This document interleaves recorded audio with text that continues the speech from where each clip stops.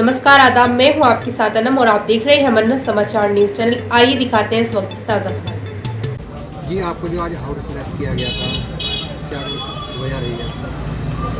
आज 25 नवंबर को जेवर एयरपोर्ट का शिलान्यास करने माननीय प्रधानमंत्री जी आ रहे हैं। 10 नवंबर की एक बैठक हमारी यहाँ पे हुई थी गौतम बुद्ध नगर जनपद में। पश्चिमी उत्तर प्रदेश के समस्त जनपदों के बार एसोसिएशन के पदाधिकारी उसमें शामिल हुए थे। सहारनपुर से मैं खुद भी उसमें शामिल हुआ था और वहाँ ये निर्णय लिया गया था कि 25 तारीख को माननीय प्रधानमंत्री जी को पश्चिमी उत्तर प्रदेश में माननीय उच्च न्यायालय की खंडपीठ की स्थापना के संबंध में ज्ञापन दिया जाएगा, घेराव किया जाएगा और इसके लिए बड़े जोर शोर से तैयारी की थी। हमने वहाँ भी घोषणा की थी कि 200 वकील सहारनपुर से जाएंगे, हर जनपद से ऐसे ही 100-200 आदमी जाने थे। उसके लिए हमने यहाँ पे गाड़ियाँ भी बुक कर ली थी और पूरी तैयारी थी। प्रेस कॉन्फ्रेंस करके हमने सबको बता भी दिया गया था। लेकिन कल अचानक से प्रधानमंत्री कार्यालय के मार्फत जो केंद्रीय विधि मंत्री हैं किरण रिजिजू साहब, उनका एक लेटर डीएम मेरठ के माध्यम से जो हमारी सेंट्रल एक्शन कमेटी है मेरठ में, उसको प्राप्त हुआ कि साहब आप ये कल का ज्ञापन वाला कार्यक्रम रद्द कर दें और 27 तारीख को यानी कि आने वाली 27 नवंबर को शाम को 4 बजे दिल्ली में माननीय विधि मंत्री किरण रिजिजू साहब के निवास पे पूरे पश्चिम उत्तर प्रदेश के 5 वकीलों का एक प्रतिनिधिमंडल आप भेज दें और वहाँ आपसे सकारात्मक वार्ता होगी। तो उससे हमें लगा अब तक तो हम लोग इनसे मिलने का टाइम मांग रहे थे, अब ये खुद हमें बुला रहे हैं, तो ये अच्छी बात थी। तो इस बात को मद्देनज़र हमने ये कार्यक्रम केंद्रीय संघर्ष समिति के निर्णय अनुसार कल रद्द कर दिया और इसकी बाकायदा प्रेस कॉन्फ्रेंस में घोषणा कर दी। जो गाड़ियों की बुकिंग की गई थी वो कैंसिल करा दी। अपने साथियों को जिनको वहाँ जाने वाली एक लिस्ट बनाई थी, जिनके नाम थे सुबह के जाने के लिए तैयारी की गई थी, उन सबको अवगत करा दिया गया। और इस सब से रात्रि में एसपी ट्रैफिक साहब, LIU वाले, यहाँ तक कि सुबह 7 बजे एसपी सिटी साहब से भी बात होगी। रात तो लेट आवर्स में उनका फ़ोन आया था, हम उठा नहीं पाए। 11 बजे करीब उनका फ़ोन रात में आया था। सुबह 7:30 बजे उनसे भी हमने कह दिया कि भाई हम नहीं जा रहे हैं और कोई तैयारी भी नहीं थी। लेकिन उस सब के बावजूद भी करीब 7:30 बजे आपका 4 सिपाही और थाने की गाड़ी, 2 दरोगा और वो सब घर में आके ग्राम प्रधान को साथ ला के और बस अपना एक तरह से हाउस अरेस्ट करके और बैठ गए। 10 बजे तक जब ये हो गया कि भई ये नहीं जा रहे हैं, हमने बार बार उनको कहा कि हम नहीं जा रहे हैं, हमारे अधिकारियों से भी वार्ता हो चुकी और अकेला आदमी तो वैसे भी नहीं इतनी दूर जा पाएगा, अब तो उड़ के भी नहीं जा पाएगा, भाई 10 बजे 12 बजे का कार्यक्रम है। तो तब उन्होंने 10 बजे वहाँ से प्रस्थान किया और हम उसके बाद ही कोर्ट आ पाए। ये था मामला। ये जो आज हाउस अरेस्ट किया गया था, जी, आज हमें पता चला कि सुबह ही हमारे अधिवक्ता संघ के अध्यक्ष श्री अभय सिंह चौधरी को गिरफ्तार करने के लिए प्रशासन पहुंचा, जिसकी हम वकील समाज बुरी तरह से बर्दाश्त करते हैं। ये कार्य जो है वह दुर्भाग्यपूर्ण था।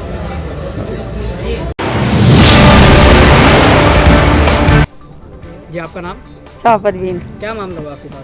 मेरे साथ मामला ये हुआ, लड़की तो वहाँ की थी, हमारे मोहल्ले की मनियारी गली की, और उसका मामला कुछ इनके साथ चल रहा था, मुकेश सर की। इन्होंने मुकेश है कौन? रिकॉर्ड रूम में है जी बाबू। अच्छा, इन्होंने क्या कह दें, इनका मामला मेरा बेटा 3 दफ़ा गया निमटवाने, 3 दफ़ा में मामला नहीं निमटा। तो इन्होंने ठाके एक क्रॉस केस, एक अपनी सफाई कर्मचारी के माध्यम से जो ठेके में रख रखी सुमन, उसके ज़रिए हमारे ऊपर करवा दिया। जबकि 5:15 बजे, वो 5 बजे सॉरी ड्यूटी छुट्टी होती है और 5:15 बजे का वाक़या दिखा रखा इन्होंने, उसका दिखा रखा लकड़ी के पुल का। और मैं 5 बजे यहाँ से छुट्टी करके 10-5 मिनट बुरखा भी ओढ़ने में लगते हैं, बाहर निकल के क्या कहते हैं उसमें भी लगते हैं रिक्शा करने में, मैं 5:15 बजे वहाँ कैसे पहुँच जाऊँगी। तो इन्होंने ये मामला मेरे ऊपर करवाया। अच्छा, मेरे बेटे के ऊपर करवाया जालसाजी का। के जानो इन्होंने 35,000 रुपया लिए, उसके साथ मारपीट की और उसके साथ वो अनप शनप शब्द बोल लिए जात को लेके। जबकि उस औरत को मैंने शकल से नहीं देखी, मेरे बेटे ने शकल से नहीं देखी। इस तरह का मामला इनने क्रॉस केस हमारे ऊपर करवाया ताकि ये लोग भी फंस जाएं। मैं तो फंसा हुआ हूँ ही। तो आज आप किससे मिले आगे? आज हम नगराज साहब से मिले। उन्होंने यूँ कहा कि हम निपटाते हैं। आप यहीं की कर्मचारी? जी, मैं यहीं की कर्मचारी। मैं उसमें हूँ 4th क्लास में। बेटा आपका? बेटा मेरा 28 सेक्टर से पार्षद है। जबकि पूरा निगम जानता है मेरा बेटा कैसा है।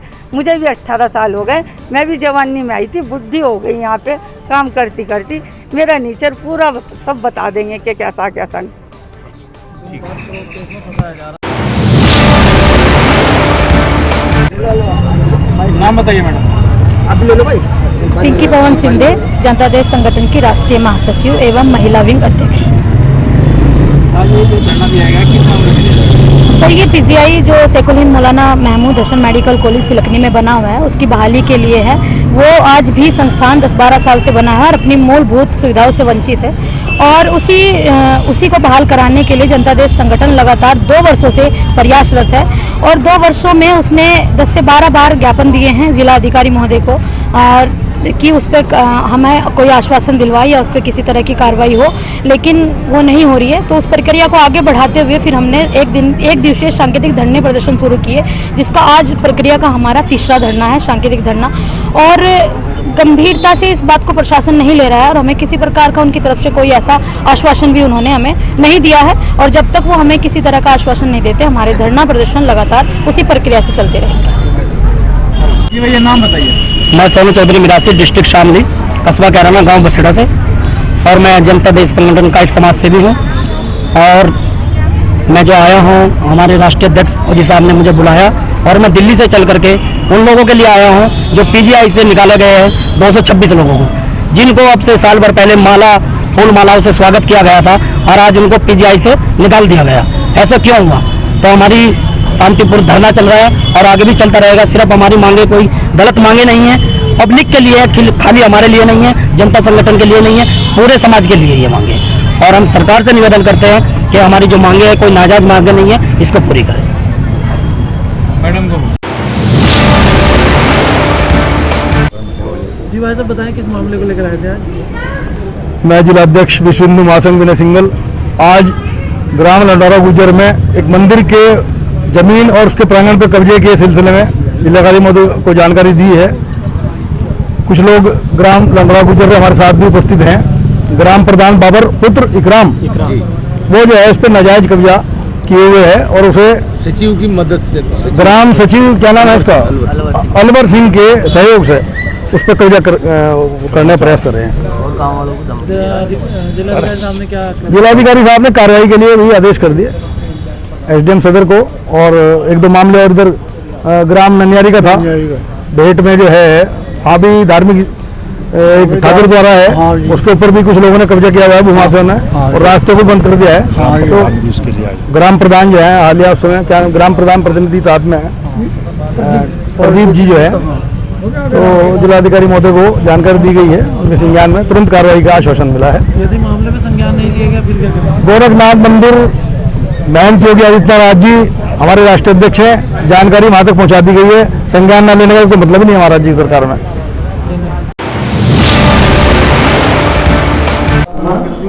मैं डॉक्टर एस.के. जैन यहाँ पर जिला अस्पताल सहारनपुर में एज ईएमओ तैनात हूँ। आज ये करीब 12:20 पे दिन में एक लड़का और एक लड़की को लाया गया था, जिनको बताया गया था कि इन्होंने जहर खाया है, और स्थिति जब ये लाए थे तो स्थिति बहुत ही गंभीर अवस्था में थी। लड़की का नाम था ज्योति, 18 वर्ष की थी वो, पुत्री राकेश और रहने वाली सरसावा की थी, जो सहारनपुर ज़िले में आता है। और लड़के का नाम था सलमान, 19 वर्ष का था ये, पुत्र रिजवान, और रहने वाला ये नैनसौल गांव का है, जो अंतर्गत थाना नागल आता है। तो दोनों की स्थिति गंभीर थी और लड़की की मृत्यु हो गई है। बहुत हमने ट्रीटमेंट अपनी तरफ से पूरा देने की दिया है। 2 बजे उसकी मृत्यु हो गई है, पुलिस को सूचित कर दिया गया है। लड़का फिलहाल अभी स्टेबल चल रहा है, हमारे जो सीनियर फिजिशियन है उसकी देखभाल और वो कर रहे हैं। इनको लाने वालों में कोई लड़का विशाल था, जो पुत्र नरेंद्र नैनसौल का है। वो आगे की स्थिति के बारे में अभी और कुछ नहीं कहा जा सकता है। कुसुम के आगे हम सभी आशा कार्यकर्ता अपनी मांगों को लेके आए हैं कि जो हमें मानदेय किस्तों के रूप में मिलता है 100-150 रुपया, वो किस्तों में न मिल के एक मुश्त दिया जाए, जो भी हो।